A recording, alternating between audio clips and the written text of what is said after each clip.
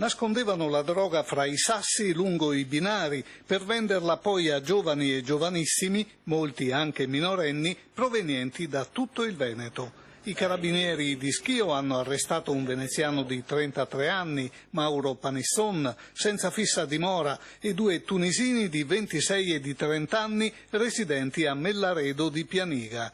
Tutti e tre sono pregiudicati e uno degli stranieri è irregolare nel nostro paese.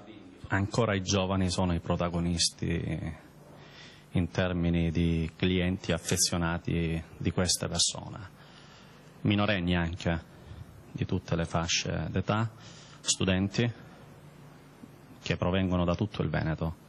I militari hanno anche sequestrato 750 grammi di eroina e 10 di hashish, oltre a 2.200 euro in contanti.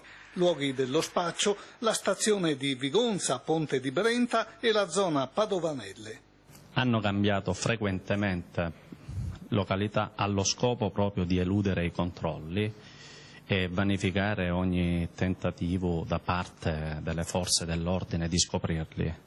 La conclusione dell'operazione la notte del 12 settembre, quando i militari hanno arrestato i due tunisini e hanno scoperto il nuovo nascondiglio della droga, con un valore al dettaglio superiore ai 20.000 euro, una sessantina i clienti identificati.